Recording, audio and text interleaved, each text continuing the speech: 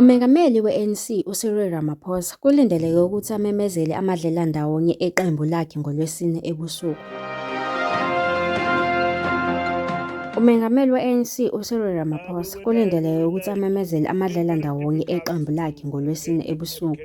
Isigungu esiphezulu se-ANC ebesivaleleke ngaphandle kweminyango eBeachwood Hotel njengoba sidingida abangase babambisane naso ohlelweni lwesikhombisa lwentando yabantu. Besincike kuhulumeni wobumbano lwesizwe, GNU, imithombo ye-NEC itshele intatheli.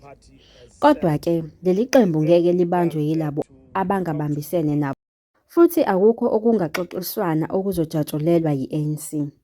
Ngamanye amazwi, uma i-DA ingeke isebenzisane ne-EFF kufanele ihlale ngaphandle kwe-GNU. I-GNU ihlose ukubhekana nobupha, ukuntuleka kwemisebenzi kanye nokungalingani kwe-African National Congress. I-GNU ihlose ukubhekana nobubha, ukuntuleka kwemisebenzi kanye nokungalingani. I-African National Congress ithi inhloso kahulumeni wayo ohlongozwayo wubumbano kuzwelonke wokubhekana nezinselelo ezintathu zobupha, ukuntuleka kwemisebenzi nokungalingani.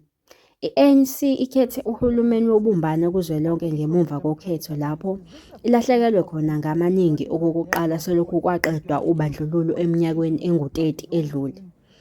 Umengameli waleli qembu uCyril Ramaphosa ubikele abezindaba eBoksburg, empumalanga yeGoli ngemiphumela yomhlangano oyisipesheli wekomidi eliphezulu le-ANC obudingida izingxoxo zamadlelandawonye.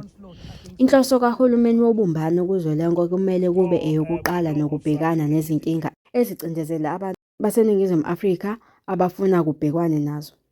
Lezi zindaba zihlanganisa ukwakhiwa kwamathuba emisebenzi kanye nokukhula komnotho wethu okuzoba umnotho ohlanganisa wonke umuntu, izindleko eziphakeme zokuphila, ukulethwa kwezidingo, ubugebengu nenkohlakalo.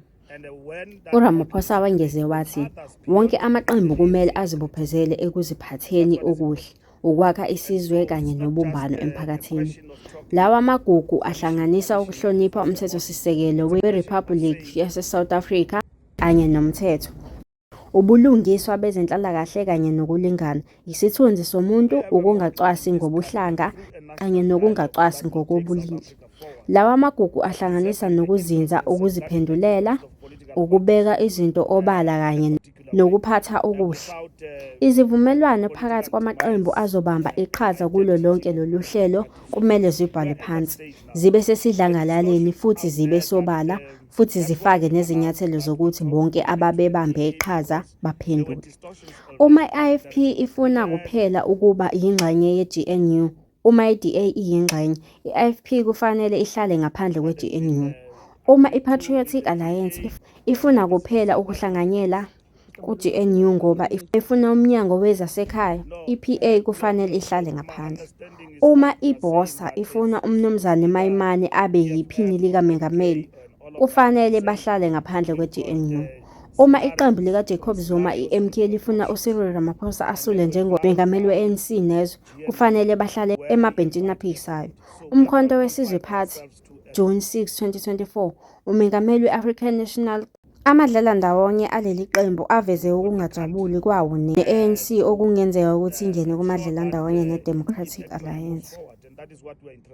Izindaba zangalesi sikhathi ubuzethulela uNothika Makhumuli. Stay connected, stay informed.